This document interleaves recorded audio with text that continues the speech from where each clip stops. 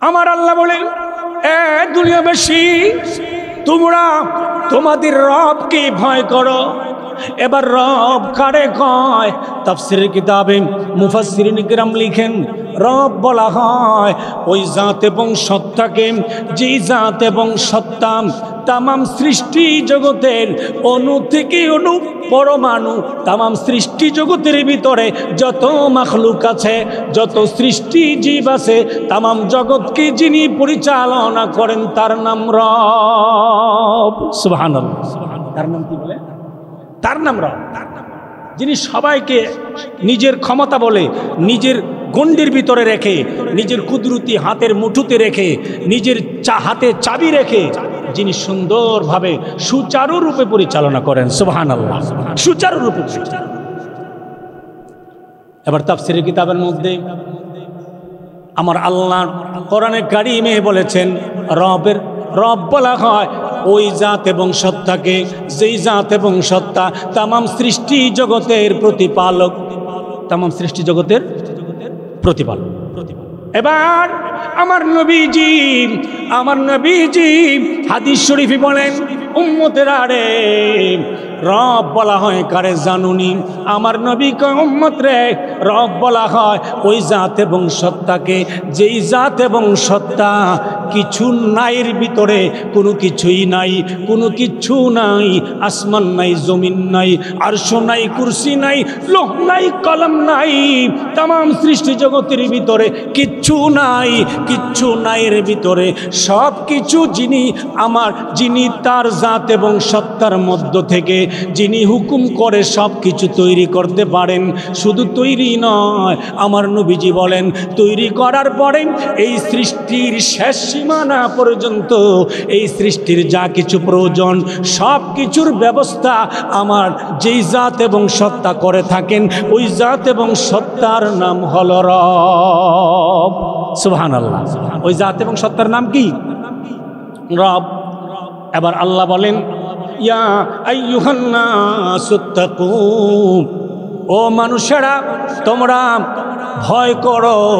কাকে ভয় করবে? রব্বাকুম, যিনি তোমাদের রব, প্রতিপালক, যিনি তোমাদের প্রতিপালক তাকে ভয় করো। যিনি তোমাদের প্রতিপালক তাকে ভয় করো। তোমাদের রব কি? রব তোমাদেরকে, এটা তোমরা জানোনি। আল্লাহ বলেন তোমাদের ওই রব কি ভয় করো, যেই রব সকালবেলা খালি পেটে পাখিকে গাছের বাসা থেকে বের করে দেয়, সন্ধ্যার আগে আগে পাখিটাকে পেট ভরাইয়া খাবার দিয়া ঘরে ফিরাইয়া দেয়। সুবহানাল্লাহ। ওই রব কি ভয় করো, যেই রব তোমার জঙ্গলের ভিতরে হিংস্র প্রাণীকে জঙ্গলের ভিতরে নিরাপত্তা দিয়া রাইখা, পর্দার আড়ালে রাইখা, যিনি পেট ভরাইয়া সকাল থেকে সন্ধ্যা পর্যন্ত খাবার দিয়ে থাকেন, তার নাম হলো রব। ওয়াসানাদানা ওয়া মাহবুবানা ومعشوقنا ومرشدنا ومولانا محمدا عبده ورسوله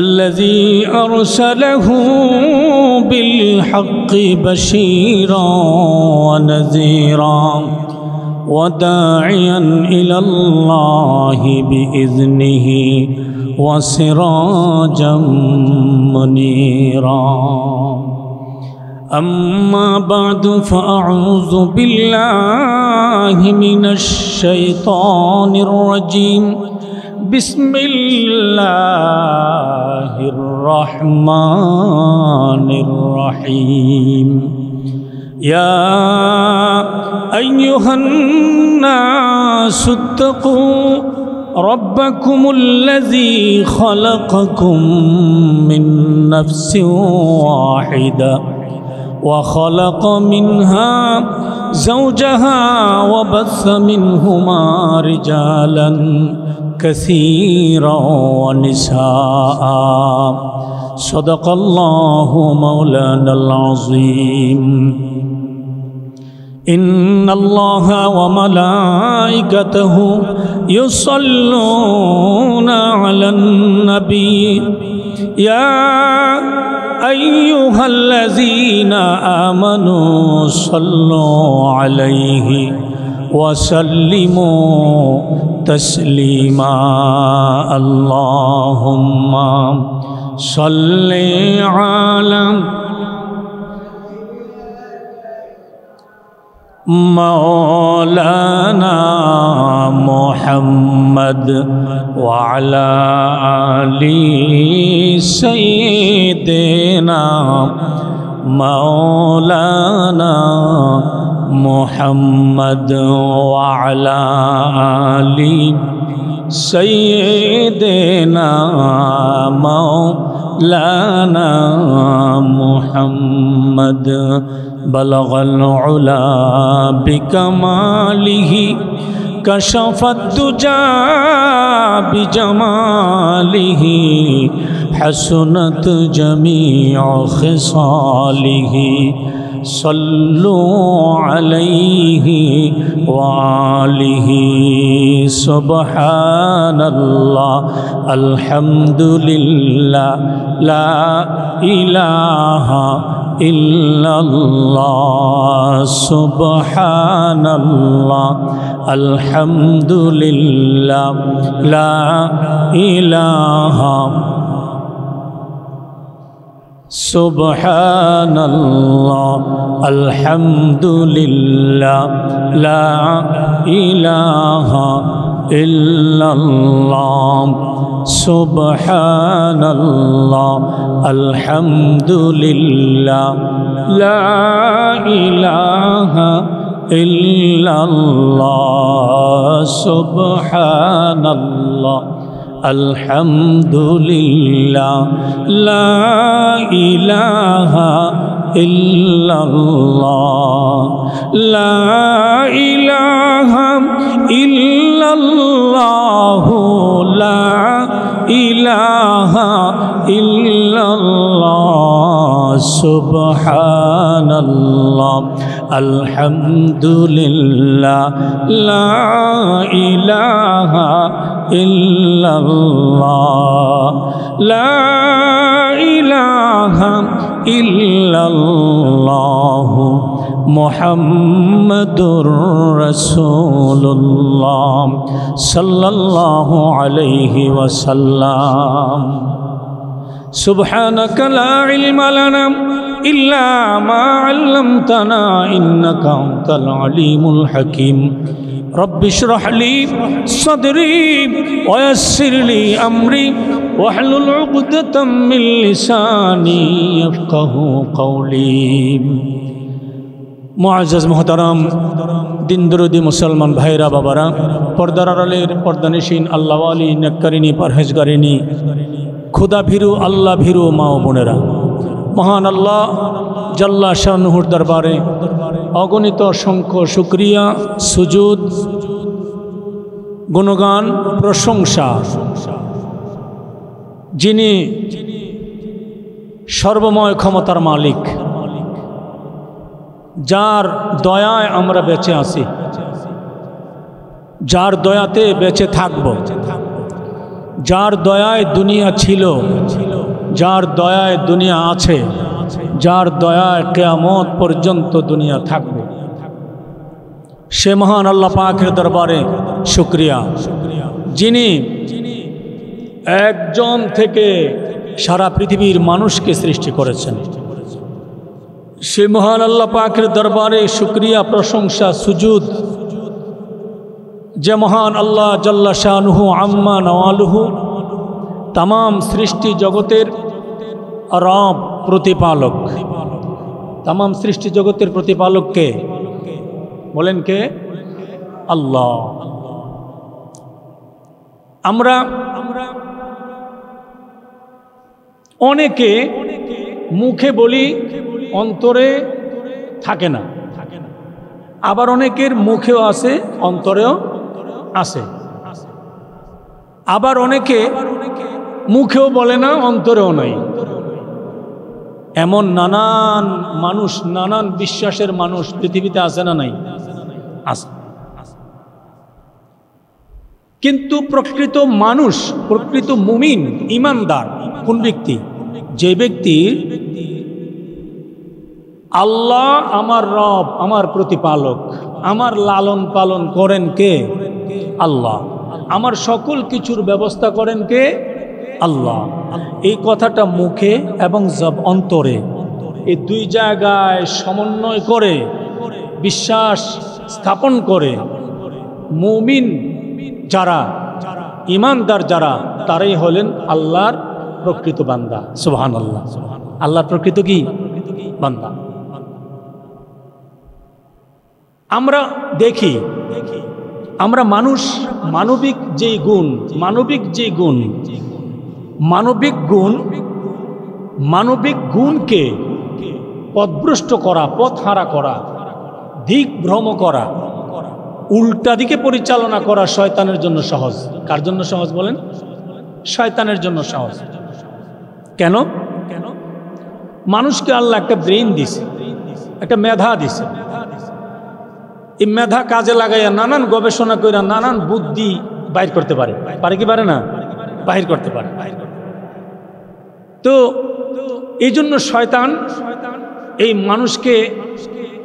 মানুষের পিছনে কাজ করে, কারণ তার মেধাটারে যেদিকে ঘুরাইয়া দেয় শয়তান, ওই দিকেই মেধাটা কাজ করে। ওইদিকে মেধাটা কি করে? ব্রেইন কাজ করে।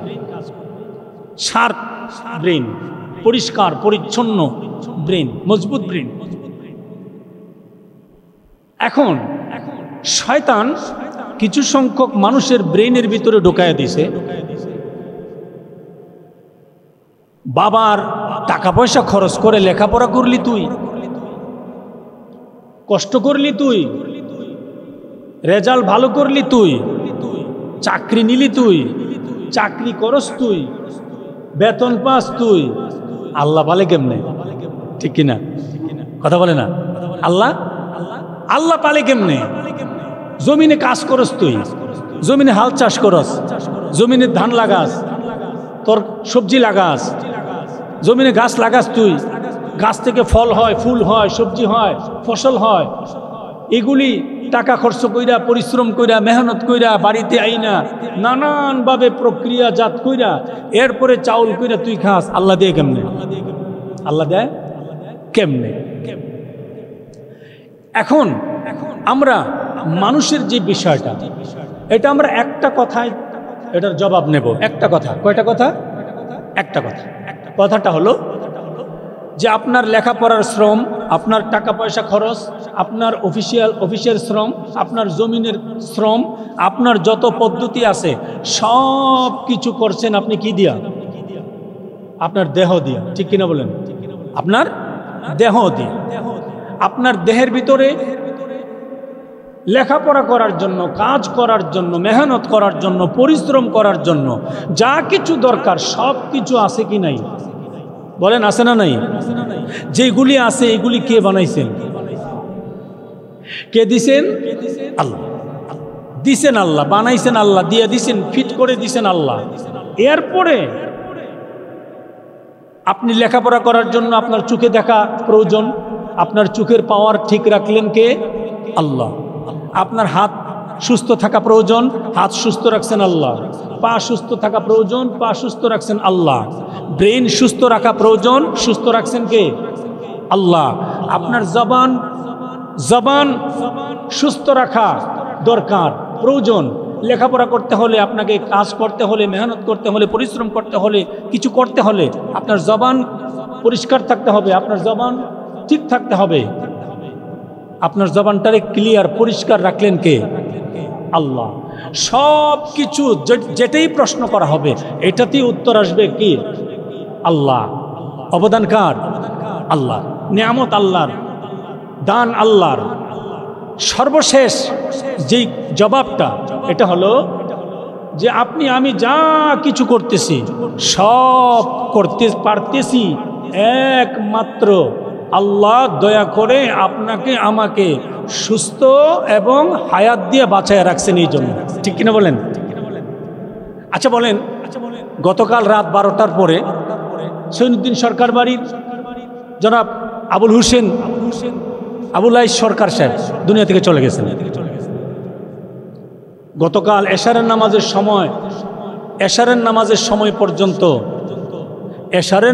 সময় পর্যন্ত ওনার পুরা দেহটা কাজের ছিল না, অকেজু কাজের ছিল না, কাজ করছে না, হাত কাজের ছিল, হাতটা কাজের ছিল, চোখ দেখছে, কানে শুনছে, ব্রেইন কাজ করছে, পা দিয়ে হাঁটতে পারছে, সব জবান দিয়ে কথা বলতে পারছে, কিন্তু রাত 12টার পরে সব বন্ধ হয়ে গেছে।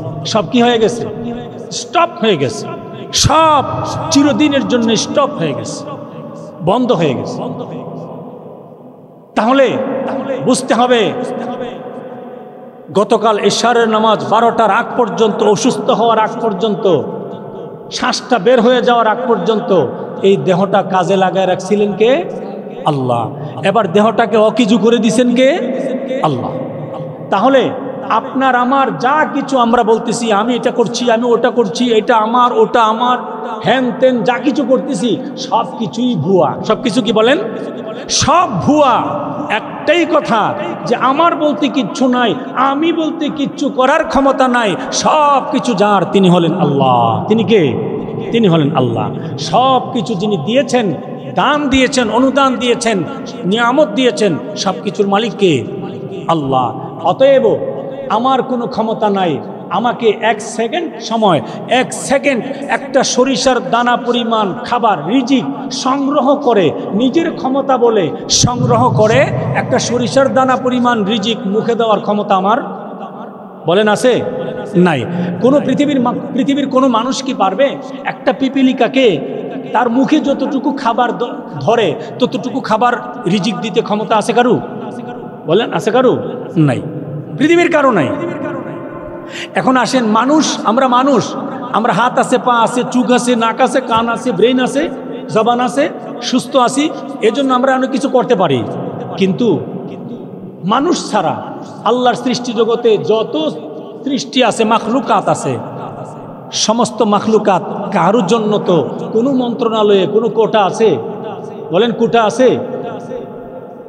সাপ, ব্যাঙ, শিয়াল, কুকুর, বাঘ, ভালুক, সিংহ, নেকড়ে, গরু, ঘোড়া, গাধা, মহিষ, হরিণ, জেব্রা, গন্ডার, এদের কি কোনো মন্ত্রণালয়ে কোটা আছে? চাকরি, ব্যবসা কিচ্ছু নাই। রাজনীতি দল গঠন করছে, শুনছেন যে সুন্দরবনের সব সিংহ, বাঘ, হরিণ সবাই একজুট হয়ে গেছে, একজুটে একটা রাজনৈতিক দল গঠন করছে, করে ইসি থেকে নিবন্ধন নিছে, নিয়ে আবার রাজনীতি করব, দেশের টাকা মাইরা খাইব, এরকম? এমন না। তাইলে এবার আসেন, আপনার ভাগ, ভালুক, ওরা তাজা গোশত খায়, আর আমরা গোশত কিনা খাই। গোশত কি করি? কিনা খাই। একটা সুস্থ রয়্যাল বেঙ্গল টাইগার, একটা লায়ন, একটা সিংহ, দৈনিক তার সর্বনিম্ন 10 কেজি তাজা গোশত লাগে তার খাবার। কয় কেজি? বলেন কয় কেজি? প্রতিদিন 10 কেজি তাজা গোশত সুন্দরবনের ভিতরে আফ্রিকার আমাজন জঙ্গলের ভিতরে পর্দার আড়ালে নিরাপদে রেখে খাওয়ায় কে? কথা বলে না, কে খাওয়ায়? আল্লাহ খাওয়ায়, পেট পুরে খাওয়ায়। আপনি যা দেখেন, আপনি ঢাকাতে যাবেন, চট্টগ্রামে যাবেন, ইন্টারন্যাশনাল জু, জাতীয় যে চিড়িয়াখানা, ওই চিড়িয়াখানায় আপনি যাবেন, ওখানে যায় দেখবেন ওখানে বাঘ আছে, ভালুক আছে, সিংহ আছে, হরিণ আছে, হাতি আছে, ঘোড়া আছে, গাধা আছে, নেকড়ে আছে, তা এই সব কিছু আছে, কিন্তু এগুলির শারীরিক অবস্থা তেমন সুবিধা না, ঠিক কিনা? কারণ এদের খাবার যোগায় মানুষ টাকা দিয়া কিনে, ঠিক কিনা? টাকা দিয়া কিনে খাবার যোগায়, এজন্য এদের স্বাস্থ্য ভালো না। অথচ আপনি যান সুন্দরবনে, আপনি যা দেখেন সুন্দরবনে রয়্যাল বেঙ্গল টাইগারের শরীর থেকে মনে হয় যেন চামড়ার উপর দিয়ে তৈলগুলা বেয়ে বেয়ে পড়ে। সুবহানাল্লাহ। খাওয়ায় কে? বলেন কে খাওয়ায়? আল্লাহ। পাখি বাসা থেকে বের হয় সকালবেলায় খালি পেটে, সন্ধ্যার সময় উদর পূর্তি করে, পেট ভরে, নিজের খাবার তো আনেই পেটে ভরে, গলার ভিতরে, মুখের ভিতরে করে, বাচ্চার জন্য খাবার নিয়ে আসে, বোনাস, সুবহানাল্লাহ, খাবার নিয়ে আসে। খাবার দেন কে? আল্লাহ। পাখি বের হয় খালি পেটে, কোনো চাকরি করার জন্য না, গার্মেন্টসে যাওয়ার জন্য নয়, ব্যবসার দোকান খোলার জন্য নয়, অফিস করার জন্য নয়। পাখি বাসা থেকে উড়াল দিয়ে বের হয় আল্লাহর নামে, আল্লাহর জিকির করতে করতে বের হয়। এবার আল্লাহ পাক তাকে সারাদিন আল্লাহর কুদরত দ্বারা তার রিজিকের ব্যবস্থা করে, তার উদর পূর্তি করে, তার সন্তানের জন্য খাবারের ব্যবস্থা করে, তাকে বাসায় পাঠিয়ে দেয়। সুবহানাল্লাহ। করেন কে? করেন কে? আল্লাহ। তাহলে আল্লাহ হলেন লালন পালন কর্তা, ঠিক কিনা বলেন?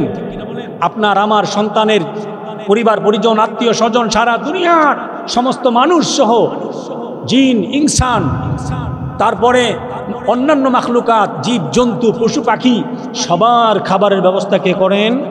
আল্লাহ। এই জন্য আমি সূরাতুন নিসা, কোরআনুল কারীমের সূরাতুন নিসা, কোরআনুল কারীমের ৪র্থ পারা সূরাতুন নিসার প্রথম আয়াতটা তেলাওয়াত করেছি। আল্লাহ পাক এই আয়াতে কারিমার ভিতরে সারা দুনিয়ার সমস্ত মানুষকে লক্ষ্য করে আল্লাহ পাক বলেন, ইয়া আইয়ুহান নাস, হে মানব মণ্ডলী, হে মানব সম্প্রদায়। আল্লাহ পাক বলেন না ইয়া আইয়ুহাল্লাযীনা আমানু, আল্লাহ এই কথা বলেন না হে ঈমানদারগণ। আল্লাহ বলছেন কি? ইয়া আইয়ুহান নাস, হে মানুষ, ইত্তাকু রাব্বাকুমুল্লাযী খালাকাকুম, ইত্তাকু রাব্বাকুম। আল্লাহ বলেন ইয়া আইয়ুহান নাস ইত্তাকু রাব্বাকুম। আল্লাহ বলেন ও মানুষেরা, তামাম দুনিয়ার মানুষেরা তোমরা শোনো, তোমরা শোনো।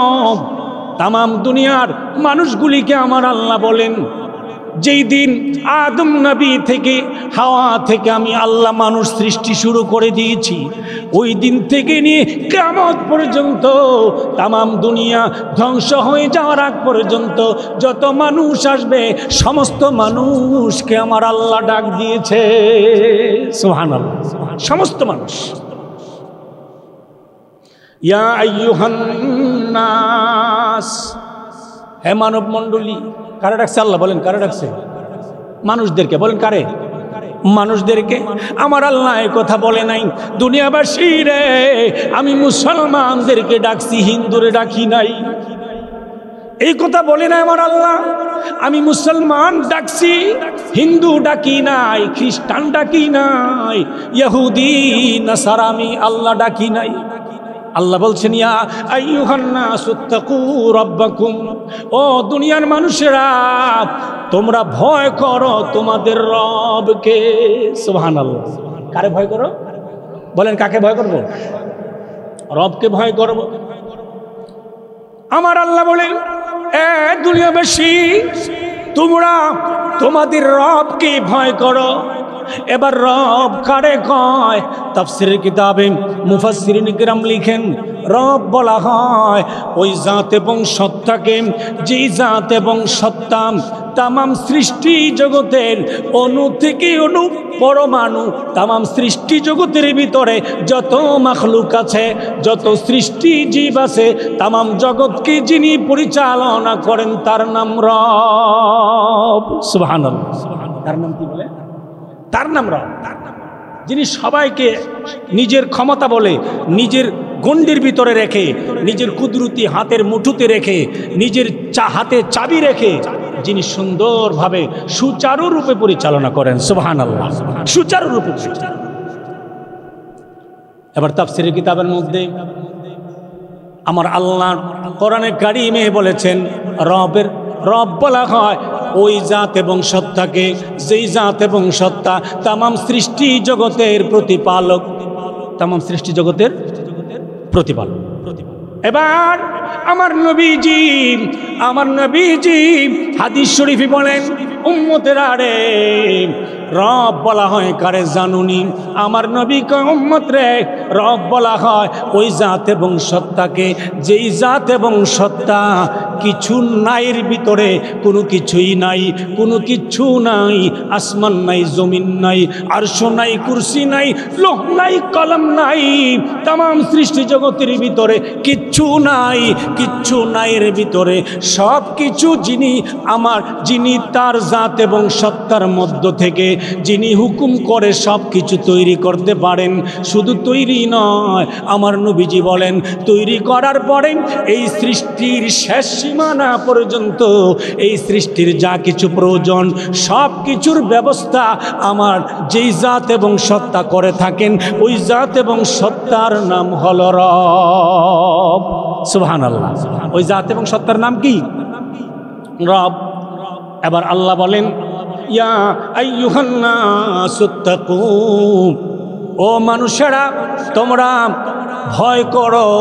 কাকে ভয় করবে? রব্বাকুম, যিনি তোমাদের রব, প্রতিপালক। যিনি তোমাদের প্রতিপালক তাকে ভয় করো। যিনি তোমাদের প্রতিপালক তাকে ভয় করো। তোমাদের রব কি? রব তোমাদেরকে এটা তোমরা জানো নি। আল্লাহ বলেন তোমাদের ওই রব কি ভয় করো, যেই রব সকালবেলা খালি পেটে পাখিকে গাছের বাসা থেকে বের করে দেয়, সন্ধ্যার আগে আগে পাখিটাকে পেট ভরাইয়া খাবার দিয়া ঘরে ফিরাইয়া দেয়। সুবহানাল্লাহ। ওই রব কি ভয় করো, যেই রব তোমার জঙ্গলের ভিতরে হিংস্র প্রাণীকে জঙ্গলের ভিতরে নিরাপত্তা দিয়া রাইখা, পর্দার আড়ালে রাইখা, যিনি পেট ভরাইয়া সকাল থেকে সন্ধ্যা পর্যন্ত খাবার দিয়ে থাকেন, তার নাম হলো রব। তার নাম কি? বলেন তার নাম কি? রব। এবার রব তো এমন জাত এবং সত্তা, যেই জাত এবং সত্তা তামাম দুনিয়ার সব মানুষের একরকম করে রাখে নাই। একরকম রাখছে? বলেন একরকম। এই বড় আলমপুর গ্রামের সবাই কি একরকম? কেউ ধনী, কেউ গরিব, আছে না নাই? কেউ ধনী, কেউ গরিব, কেউ বড় ধনী, কেউ মধ্যবিত্ত, কেউ নিম্নবিত্ত, কেউ উচ্চবিত্ত, কেউ বেশি ধনী, কেউ অল্প ধনী, কেউ কম ধনী, কেউ একবারেই গরিব। ঠিক কিনা বলেন? কেউ একবারেই গরিব, কেউ উচ্চ শিক্ষিত, কেউ নিম্ন শিক্ষিত। এইরকম ভাবে আমার আল্লাহ বানায় রাখছেন। কিন্তু আমার আল্লাহ বানাইছেন যে কিভাবে বানাইছেন? আমার আল্লাহ শুধু গরিব বানাইয়া গরিবরে আমার আল্লাহ কষ্টতে ফেলে রাখে নাই। গরিব বানাইয়া গরিবের কাছে ধনীরে আমার আল্লাহ মুহতাজ বানায় রাখছে। কি বানায় রাখছে? মুহতাজ বানায় রাখছে। মুহতাজ অর্থ কি? মুহতাজ অর্থ হলো প্রয়োজন দিয়া রাখছে। ধনীর প্রয়োজন গরিবের কাছে আছে না নাই? কথা বলেন, আছে না নাই? ধনীর প্রয়োজন গরিবের কাছে আছে। কোটি কোটি টাকার মালিক ঠিকাদার, ঠিকাদার, কোটি কোটি টাকার মালিক, হাজার হাজার কোটি টাকার মালিক ঠিকাদার। ঠিকাদারের ঠিকাদারি চলবে না লেবার না পাইলে। ঠিক কিনা কন? লেবার না পাইলে ঠিকাদারের ঠিকাদারি চলবে না। হাজার কোটি টাকার মালিক হতে পারো রে বান্দা তুমি, কিন্তু তোমাকে যাইয়া ঠিকাদার, তুমি কোটি টাকার মালিক হতে পারো, তোমার সামান্য টাকার মালিক লেবার গরিব মানুষের কাছে যাইয়া তোমাকে ধর্ণা দিতে হবে। ধর্ণা দিতে হবে। মন্ত্রী, এমপি, চেয়ারম্যান, মেম্বার, ও মাওলানা, ও বক্তা, ও ম্যাজিস্ট্রেট সাহেব, এসপি সাহেব, ডিসি সাহেব, ওসি সাহেব, আপনারা শোনেন, আল্লাহর নবী বলেন তোমরা ভালো করে শুনে রাখো। তুমি এসপি ডিসি হতে পারো, কিন্তু সকালবেলা যদি বাজারে যায় দেখো বাজারে একজন জেলে মাছ নিয়ে আসে নাই, মাছ নিয়ে জেলে একজনও বাজারে আসে নাই, তোমার কিন্তু খাবার ভালো হবে না। ঠিক কিনা? ভালো হবে না।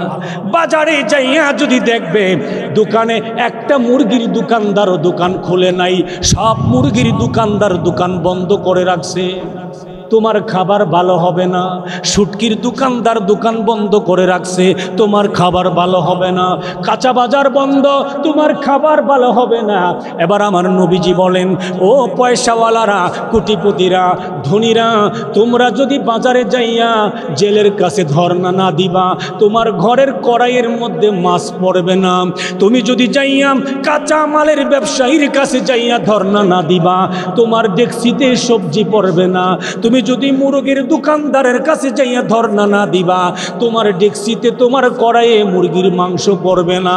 এমনি ভাবে আমার নবীজি বলেন, এ ডিসিএসপি, ওসি সাহেব, এমপি, মন্ত্রী গো, তোমার বাসার ফ্রিজটা যদি নষ্ট হয়ে যায়, ফ্রিজের ইঞ্জিনিয়ার, ফ্রিজের মেকার, ফ্রিজের মিস্ত্রির কাছে যদি তুমি ধর্ণা না দিবা, তোমার ফ্রিজে ভরপুর হাজার টাকার, লক্ষ টাকার মালগুলি ধ্বংস হয়ে যাবে। ঠিক কিনা বলেন? ঠিক কিনা বলেন? ধ্বংস হয়ে যাবে। এমপি সাহেব, মন্ত্রী সাহেবের বাসার ফ্রিজটা নষ্ট হয়ে গেছে, সাথে সাথে তার পিএসকে ফোন করে দিছে, তাড়াতাড়ি ফ্রিজ ঠিক করার ব্যবস্থা করো, মিস্ত্রি বাসায় আনো।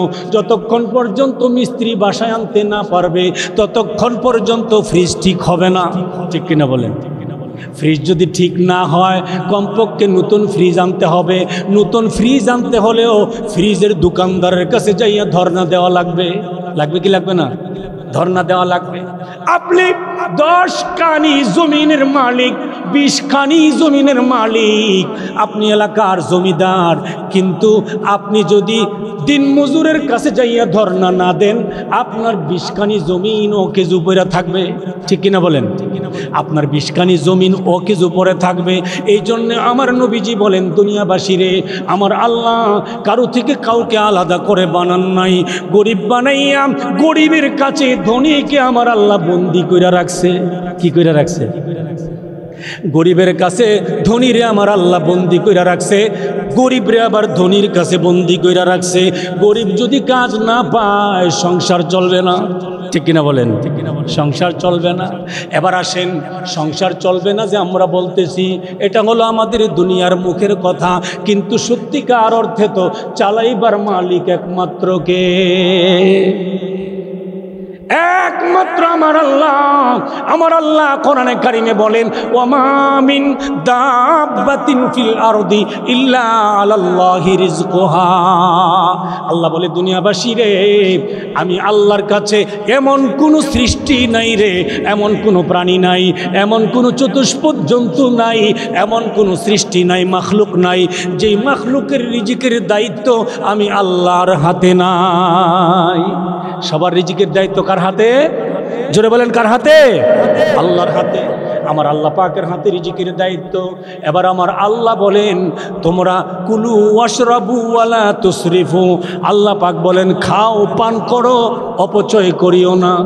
কিন্তু দেখা গেছে আমাদের অপচয়ের ব্যাপারটা ধনীর মধ্যে বেশি না গরিবের মধ্যে? অপচয় বলতে কি বুঝছেন? ফালায়া সরাইয়া খাওন। কি করে খাওন? ফালায়া সরাইয়া খাওন। প্লেটের মধ্যে ভাত থুয়ে রেখে হাত ধুয়ে লাউন।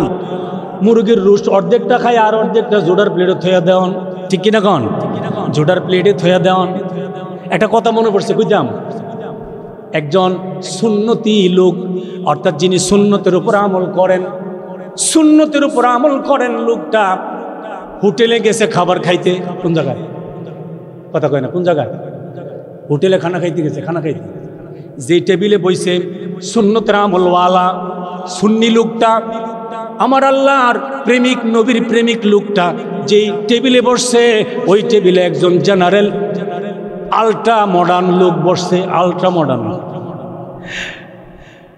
ও মানে কি বলবো, সর্বোচ্চ ভদ্রলোক। সর্বোচ্চ কি লোক বলেন? ভদ্রলোক। মানে আমাদের সমাজে যারা ভদ্রলোক আর কি, সমাজের ভদ্রলোক কিন্তু আল্লাহর কাছে ভদ্র না। ঠিক কিনা বলেন? সমাজের ভদ্রলোক আল্লাহর কাছে কি না? ভদ্র না, আল্লাহর কাছে অভদ্র। সমাজের জ্ঞানী লোক আল্লাহর কাছে জ্ঞানী না, সমাজের জ্ঞানী লোক আল্লাহর কাছে মূর্খ। আল্লাহর কাছে কি? মূর্খ। সমাজের জ্ঞানী আমরা কারে মনে করি? যে যত বাটফারি বুদ্ধি আছে যার, তারে তত জ্ঞানী মনে করি আমরা। ঠিক কিনা? কথা কয় না? যার ভিতরে যত বাটফারি বুদ্ধি আছে, সিগন বুদ্ধি দিয়া বাটফারি ফেসো ফালাইয়া মানুষরে হ্যারাসমেন্ট করতে পারে, মানুষকে হয়রানি করতে পারে, হ্যারে আমরা মনে করি সবচেয়ে কি একটা বেড়া রে, একটা মাথা, তার একটা মাথা না, এটা একটা ম্যাগনেট। কি কয়? কি কয়? ম্যাগনেট। এটা একটা মাথা না, কিন্তু আল্লাহ কয় এটা হচ্ছে সর্বোচ্চ বোকা, সর্বশ্রেষ্ঠ কি? সর্বশ্রেষ্ঠ বোকা। কারণ ওই ব্যক্তিকে আল্লাহ পাক জ্ঞানী বলছেন। কোন ব্যক্তিকে? ইন্না ফি খালকিস সামাওয়াতি ওয়াল আরদ ওয়া ইখতিলাফিল লাইলি ওয়ান নাহার। আল্লাহ পাক বলেন ওই ব্যক্তি সবচেয়ে জ্ঞানী যে ব্যক্তি আসমান এবং জমিন নিয়ে গবেষণা করে। সুবহানাল্লাহ। আসমান এবং জমিনের সৃষ্টি নিয়ে গবেষণা করে। ওয়া ইখতিলাফিল লাইলি ওয়ান নাহার, দিন এবং রাতের পরিবর্তন নিয়ে যারা গবেষণা করে। সুবহানাল্লাহ, সুবহানাল্লাহ। দিন কে আনেন, কে রাত করেন, রাতে আধার কে দেন, আবার সকালবেলায় সূর্য উদিত করে পূর্ব আকাশে, আধারকে কে দূর করে দেন। সুবহানাল্লাহ। এই নিয়ে যারা গবেষণা করে আল্লাহ পাক বলেন লায়াতিল লিউলিল আলবাব। আল্লাহ পাক বলেন তারাই হলো সবচেয়ে বড় জ্ঞানী এবং বুদ্ধিমান। সুবহানাল্লাহ। তারা সবচেয়ে বড় কি? বুদ্ধিমান। তারা শুয়ে শুয়েও আমার আল্লাহর নিয়ে চিন্তা করে, আকাশ নিয়ে চিন্তা করে, জমিন নিয়ে চিন্তা করে, আমার আল্লাহর স্মরণ করে। আরেক জায়গায় আল্লাহ পাক বলেন আল্লাযীনা ইয়াযকুরুনাল্লাহা কিয়ামা ওয়া কুউদা ওয়া আলা জুনুবিহিম। আল্লাহ পাক বলেন তারাই বুদ্ধিমান যারা আমি আল্লাহকে স্মরণ করে দাঁড়ানো অবস্থা, ওয়া কুউদা বসা অবস্থা, ওয়া আলা জুনুবিহিম এবং শুয়া অবস্থায়। সুবহানাল্লাহ। মানুষের হায়াতি জিন্দেগিতে জীবিত অবস্থায় অবস্থা কয়টা? বলেন কয়টা? কয়টা? কয়টা? আমার আঙ্গুল কয়টা? 3টা। আমরা যত মানুষ আছি প্রত্যেকটা মানুষের এই দুনিয়ার জিন্দেগির ভিতরে, হায়াতি জিন্দেগির ভিতরে অবস্থা বলেন কয়টা? 3টা। মৃত্যুর পরে জান্নাত পর্যন্ত অবস্থা 3টা। অবস্থা কয়টা? 3টা। এখন দুনিয়াতে আমাদের অবস্থা 3টা। একটা হলো দাঁড়ানো, হয়তো দাঁড়ানো, না হয় বসা, না হয় শোয়া। এছাড়া একটা অবস্থা আছে, কেউ দেখছেন রাস্তা দিয়ে আফা দিয়ে আড়ে, হাড়ুর মধ্যে দইরা এরকম, যদি সমস্যা না থাকে, ভালো মানুষ, সুস্থ মানুষ সোজা হাঁটে, দাঁড়ানো অবস্থা হাঁটে, ঠিক কিনা? বসে বসে হাঁটে না, দাঁড়ানো অবস্থায় হাঁটে। পরিশ্রম, ক্লান্ত হয়ে গেলে বসে, এর চেয়ে বেশি ক্লান্ত হলে বাড়িতে যে ফ্যান সুইচ দিয়ে শুয়ে যায়, ঠিক কিনা? এই 3 অবস্থা, দাঁড়ানো, বসা, শোয়া, এই 3 অবস্থা। আল্লাহ পাক বলেন আল্লাযীনা ইয়াযকুরুনাল্লাহ, তারাই বুদ্ধিমান যারা আল্লাহকে স্মরণে রাখে, কিয়ামা দাঁড়ানো অবস্থা, ওয়া কুউদা বসা অবস্থা, ওয়া আলা জুনুবিহিম এবং শোয়া অবস্থায়। সুবহানাল্লাহ। অর্থাৎ আল্লাহ বলেন আমি যেই অবস্থায় বান্দাকে রাখি না কেন, যেই অবস্থাতেই রাখি না কেন, প্রত্যেক অবস্থাতেই বান্দা আমি আল্লাহর প্রশংসা করে, আমার শুকরিয়া করে, সুস্থ থাকলেও আমার প্রশংসা করে, অসুস্থ থাকলেও আমার প্রশংসা করে, গরিব হলেও আমার প্রশংসা করে, ধনী হলেও আমার প্রশংসা করে। বান্দা যে অবস্থায় থাকে না কেন আমি আল্লাহর প্রশংসা করে। সুবহানাল্লাহ। ওই মানুষটা বুদ্ধিমান। ওই মানুষটা কি বলেন? ওই মানুষটা বুদ্ধিমান। বান্দা যখন নাকি হাঁটতে থাকে, হাঁটা অবস্থায় রাস্তার ডান দিক দিয়ে হাঁটার চেষ্টা করে, মুসলমান যারে দেখে সালামের সুন্নত আদায় করে, আর নজর নিচের দিকে রেখে জিহ্বা নেড়ে নেড়ে আমার আল্লাহর জিকির করে। সুবহানাল্লাহ। কার জিকির করে? আল্লাহর জিকির। বসে আছে, কোনো কথা নয়, গীবত নয়, মুনাফিকি নয়, কারো বদনাম নয়, জবান থেকে অশ্লীল কোনো কথা নয়, কোনো গালি নয়, কোনো খারাপ বাক্য উচ্চারণ নয়। আমার আল্লাহ বলেন বসে আছে তো বসে থেকে জবানটা খালি না রেখে জবানে জিহ্বা নেড়ে নেড়ে ভিতরে আমি আল্লাহর নামের তসবিহ পড়ে। কার নামের তসবিহ? আল্লাহর নামের তসবিহ পড়ে। এবার আল্লাহ বলেন যে বুদ্ধিমান তারা। বুদ্ধিমান কারা? আমরা কি বুঝতে পারছি? যারা দাঁড়ানো অবস্থায়, বসা অবস্থায়, শোয়া অবস্থায় কার স্মরণ করে? আল্লাহকে স্মরণ করে, আল্লাহর স্মরণ রাখে, তারাই হলো বুদ্ধিমান। আবার আরেক জায়গায় আল্লাহ বলছেন কি, যারা আসমান জমিনের সৃষ্টি নিয়ে গবেষণা করে এবং দিন রাতের পরিবর্তন নিয়ে গবেষণা করে। এই রাত দিনের মধ্যে পরিবর্তন কে ঘটায়? ভাই কে ঘটায়? বলেন কে ঘটায়? বুঝে না কে ঘটায়? ভারত থেকে, ভারতের মোদি সরকার রাত দিন পরিবর্তন করে। পরিবর্তন করে কে? আল্লাহ। সূর্যকে ওঠায়, আমাদের পূর্ব দিক থেকে উঠে, আমরা কি মনে করবো ভারত থেকে দেয় সূর্যটা? সূর্য কে উঠায়? আল্লাহ। সূর্য সকালবেলা উঠায় দেয় আল্লাহ। সূর্য উদিত হয় আর রাতের আধার দূর হয়ে যায়। সুবহানাল্লাহ। রাতের আধার দূর হয়ে যায়। এগুলি করার মালিক কে? আল্লাহ। এই সকল কিছু করেন একমাত্র কে? আল্লাহ। এই জন্য প্রশংসা হবে কার? আল্লাহর। আর আল্লাহ হলেন রব্বুল আলামিন, সারা সৃষ্টি জগতের প্রতিপালক। লালন পালন করেন কে? জোরে বলেন কে? আল্লাহ। তাহলে গরিব বানান কে? ধনী বানান কে? আল্লাহ।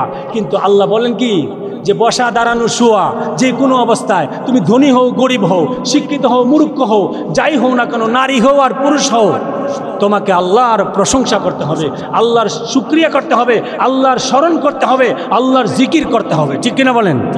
আল্লাহর জিকির যদি করবে তাহলে তুমি গরিব হও আর ধনী হও, তোমাকে শান্তি দেওয়ার মালিক আমি আল্লাহ। শান্তির মালিক কে? জোরে বলেন, শান্তির মালিক কে? আল্লাহ। আমার নবীজির কলিজার টুকরা ফাতেমা। নবীজির কলিজার টুকরা কে? ফাতেমা। ফাতেমার চাইতে দামি মহিলা কি পৃথিবীতে আর আছে? বলেন।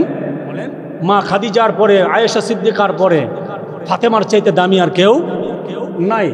আর ফাতেমার সবচেয়ে বড় গুণ যেটা, সেটা হলো আমার নবীজির ইন্তেকালের পরে, আমার নবীজি দুনিয়া থেকে যেদিন বিদায় হয়েছেন ওই দিন থেকে নিয়া এরপরে মদিনার ভিতরে সর্বপ্রথম যার মৃত্যু হয়েছে তিনি হলেন হযরত ফাতেমা। সুবহানাল্লাহ। একটা নবীজি ওয়াদা করেছিলেন, হযরত ফাতেমা কাঁদতেছেন, আজরাইল আসছে, মালাকুল মউত আসছে, দরজায় এসে ডাকতেছে। নবীজি বললেন, মা দরজাটা খুলে দাও। হযরত ফাতেমা দরজা খুলে দিলেন, দিয়ে জিজ্ঞেস করলেন, কে আপনি? বললেন, আমি মালাকুল মউত আজরাইল। সুবহানাল্লাহ। হযরত ফাতেমা কান্না শুরু করলেন। নবীজি বললেন, মা কাঁদো না। নবীজি ফাতেমার কানটা নবীজির ঠোঁট মুবারকের কাছে নিয়ে নবীজি বললেন, মা তুমি কাঁদো না। মারে আমার, আমি আজকে বিদায় হয়ে যাব, আমার বিদায়ের পরে সর্বপ্রথম আলমে আরওয়াহ অর্থাৎ কবরের জগতে, আলমে বরজখ, বরজখের জগতে সর্বপ্রথম তোমার সাথে আমার সাক্ষাৎ হবে। সুবহানাল্লাহ। সর্বপ্রথম কার সাথে সাক্ষাৎ হবে? হযরতে ফাতেমা জাহরা। ফাতেমা তো ওই ফাতেমা যেই ফাতেমাকে নবীজি বলছেন আলীর কাছে তুলে দেওয়ার সময়, আলী রে, আমার ফাতেমা কিন্তু আমার কলিজার টুকরা, ফাতেমা কিন্তু আমার কলিজার অংশ, ফাতেমার যদি কষ্ট হয় আমি নবী কিন্তু কষ্ট পাবো। সুবহানাল্লাহ। আমি নবী কিন্তু কি পাবো? কষ্ট পাবো। অথচ আলী ছিল এমন গরিব, আলীর একটা নিজস্ব ঘরও ছিল না, একটা ভিটের জায়গাও ছিল না। ছিল? বলেন ছিল? হযরত আলীর একটা ভিটির জায়গাও ছিল না। নবীজির ঘরে থাকতেন, নবীজির ঘরে খাইতেন, নবীজির ঘরে খাবার হইলে খাইতেন, না হয় আলী পেটে পাথর বাঁধতেন। সুবহানাল্লাহ। এই ছিল আলী। নবীজির মেয়ে ফাতেমার বিয়ে, চতুর্দিক থেকে বিশ্বের শ্রেষ্ঠ শ্রেষ্ঠ পাত্রের পক্ষ থেকে বিয়ের প্রস্তাব আসতেছে। নবীজি পাত্তা দেয় না, নবীজি পাত্তা দেয় না, পাত্তা দেয় না। হঠাৎ একদিন হযরত সিদ্দিক আকবর, আবু বকর সিদ্দিক রাদিয়াল্লাহু তাআলা আনহু এবং হযরতে ফারুক আজম ওমর ফারুক রাদিয়াল্লাহু তাআলা আনহু, উসমান জিন্নুরাইন রাদিয়াল্লাহু তাআলা আনহু ডাকলেন হযরত আলীকে। ডাইকা নিয়ে বললেন, আলী, আলী, আলী, ফাতেমার জন্য তো অনেক বিয়ের প্রস্তাব আইতেছে, বড় বড় শ্রেষ্ঠ শ্রেষ্ঠ দামি দামি পাত্রের বিয়ের প্রস্তাব, নবী তো পাত্তা দেয় না। আমরা বলছিলাম তুমি হচ্ছে কাজ করো। আলী বলেন, কি? তুমি যাইয়া নবীজির কাছে ফাতেমার বিয়ের প্রস্তাব দিয়ে দাও। সুবহানাল্লাহ। হযরত আলী কয়, এটা কি কইলেন? এটা তো এমন এমন মনে হইতেছে যেন মাটিতে বৈশা চাঁদ ছোঁয়ার মতো। ঠিক কিনা? মাটিতে বৈশা চাঁদ ছোঁয়ার আশা করা। কি বললেন এটা? এটা কি সম্ভব? নবীজির বিয়ের প্রস্তাব আমার জন্য কিভাবে দেই? আমি তো নবীর ঘরেই থাকি, নবীর ঘরে খানা হইলে খাই, না হইলে আমি উপবাস থাকি। আমি আবার বিয়ের প্রস্তাব নিয়ে যাবো কি করে? এটা কি গ্রহণ করবে? সিদ্দিক আকবর বললেন, তুমি যাও না, তুমি যাও। পাঠাইলেন। হযরত আলী তো ভয়ে ভয়ে যাইতেছে। হ্যাঁ, এক কায়েক সামনে বাড়ে, দুই কায়েক পিছিয়ে যায় ভয়ে। এইভাবে যাইতে যাইতে নবীজির হুজরা মুবারকের পাশে গেলেন। যাইয়া দেখেন আমার নবীজি নামাজ পড়ছে। সুবহানাল্লাহ। নবীজি কি পড়ছেন? নবীজি নামাজ পড়তেছেন। এমন সময় হযরতে আলী কাররামুল্লাহ ওয়াজহা নবীজির এক পার্শ্বে বসে আছেন। এমন সময় নবীজি সালাম ফিরাইলেন। নবীজি সালাম ফিরাইয়াম ঠিক বলে, আলী রে, আলী কেন আসছো তুমি? হযরতে আলী বলেন, ইয়া রাসূলুল্লাহ, নবীজি গো, এমনি আপনাকে দেখার জন্য আসছি, আপনার সঙ্গে সাক্ষাৎ করতে আসছি, আর কোনো কিছু না। কি আসলে কি কথাটা সঠিক? আমার নবীজি মুচকি হাসলেন। সুবহানাল্লাহ পড়ে। আমার নবীজি মুচকি হেসে বললেন, আলী রে, সত্য করে বলো তুমি কেন আসছো? তুমি কেন আসছো? আবার হযরতে আলী কয়, নবীজি গো, আমি কোনো কিছুর জন্য আসি নাই, শুধুমাত্র আপনাকে দেখার জন্য আসছি। এবার আমার নবীজি হাসি দিয়া, আমার নবীজি মুচকি হাসি দিয়া বললেন, আলী রে, তুমি কি আমার মেয়ে ফাতেমার জন্যে বিয়ের প্রস্তাব নিয়ে আসো নাই? সুবহানাল্লাহ। তুমি কি ফাতেমার জন্য বিয়ের প্রস্তাব নিয়ে আসো নাই? হযরত আলী কত বড় জ্ঞানী! আলী সম্পর্কে তো নবীজি বলছেন, আনা মদিনাতুল ইলমি আলিয়ুন বাবুহা। আমার নবীজি বলছেন, আমি নবী হইলাম ইলমের শহর, আর এই শহরের মেইন গেট, মেইন দরজার নাম হলো আলী। সুবহানাল্লাহ। যে দরজা দিয়ে ইলম সারা পৃথিবীতে বন্টন হবে, এই দরজার নাম আলী। অর্থাৎ আলীর মাধ্যমে আমি নবীর ইলম তাম দুনিয়ায় ছড়ে যাবে। সুবহানাল্লাহ। কত বড় শিক্ষিত হযরত আলী! এবার হযরত আলী জবাবটা এইভাবে দেয় নাই, ইয়া রাসূলুল্লাহ, জি আমি বিয়ার প্রস্তাব নিয়ে আইছি, এই কথা বলে নাই। হযরত আলী বলেন, নবীজি গো, আলী যদি আপনার মেয়ে ফাতেমার বিয়ের প্রস্তাব নিয়ে আসে, আপনি নবীর দরবারে গ্রহণ হবেনি, ফাতেমা গ্রহণ করবেনি। সুবহানাল্লাহ। জবাব দেখছেন? কৌশলের জবাব, বিজ্ঞ জবাব, জ্ঞানের জবাব, মহাজ্ঞানের জবাব। এবার আমার নবীজি বললেন, আলী রে, ও আলী, আমি নবী তো আগে থেকে অপেক্ষায় ছিলাম, তুই আলী কখন আমার ফাতেমার জন্য বিয়ের প্রস্তাব নিয়ে আসবি। সুবহানাল্লাহ। আমি তো অপেক্ষায় ছিলাম রে আলী, এখন আমি তো রাজি, আমি তো অপেক্ষায় ছিলাম, তুই বস, আমি আমার ফাতেমারে জিজ্ঞেস করি। সুবহানাল্লাহ। হযরত ফাতেমাকে জিজ্ঞেস করলেন। ফাতেমা নীরব থেকে বাবার কথাকে প্রাধান্য দিয়ে দিলেন, রাজিনামা দিয়ে দিলেন। নবীজি এসে বললেন, আলী রে, তোর কপাল ভালো রে, তোর ভাগ্য ভালো, আমার ফাতেমাও রাজি হয়ে গেছে। সুবহানাল্লাহ। ফাতেমা রাজি হয়ে গেছে। হযরত আলী বলেন, নবী গো, ফাতেমা কি আমার ঘরে, আমার কাছে যে থাকতে পারবে? আমার না ঘর নাই।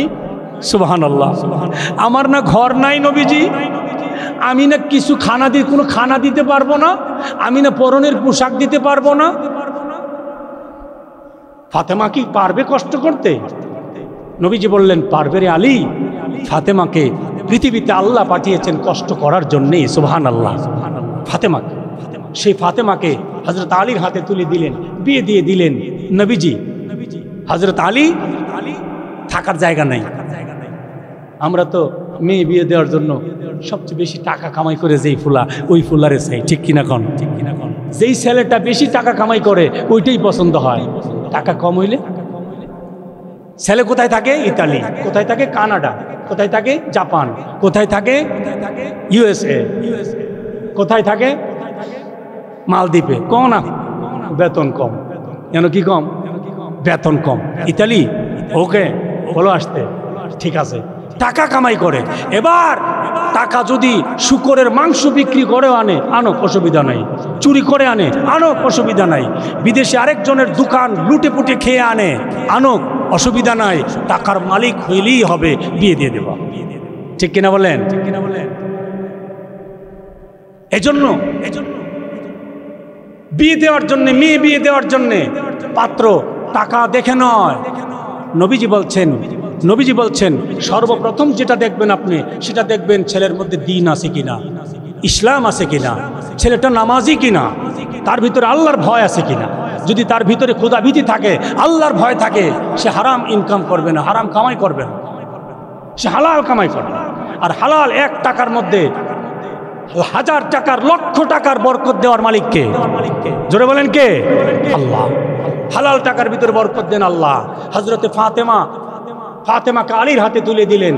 আলীর সংসারে কোনো সম্পদ ছিল না, টাকা পয়সা ছিল না, রাজত্ব ছিল না, রাজকীয় কোনো পরিবেশ ছিল না, কিন্তু তার সংসারটার ভিতরে আল্লাহর রহমত দিয়ে, বরকত দিয়ে, ফজিলত দিয়ে, শান্তি দিয়ে ভরপুর ছিল। সুবহানাল্লাহ। হযরত আলী এবং ফাতেমার মধ্যে কোনোদিন কটু বাক্য হয় নাই, ঝগড়া হয় নাই। স্বামীকে স্বামীর হক স্ত্রী আদায় করতেন, স্ত্রীর হক স্বামী আদায় করতেন। হযরত ফাতেমা বলেছেন, আমি এবং আমার স্বামীর ঘরটা আল্লাহর জান্নাতের টুকরা। সুবহানাল্লাহ। আল্লাহর জান্নাতের কি টুকরা। গরিব ছিলেন, কিন্তু সম্পদের দিক দিয়ে গরিব ছিলেন, কিন্তু দুনিয়া এবং আখিরাতের শ্রেষ্ঠ ধনীর নাম হযরতে ফাতেমা, হযরতে আলী। ঠিক কিনা বলেন? হযরতে ফাতেমা, হযরতে আলী। ফাতেমাকে আমার আল্লাহ জান্নাতের নারীদের সর্দারিনী বানিয়ে দিয়েছেন। হাসান হুসাইনকে জান্নাতের যুবকদের সর্দার বানিয়ে দিয়েছেন। হযরতে আলীকে আল্লাহ পাক আসাদুল্লাহিল গালিব বানিয়ে দিয়েছেন। সুবহানাল্লাহ। শেরে খুদা।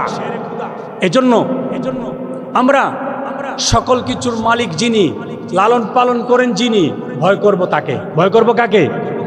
ভয় করব কাকে? আল্লাহকে।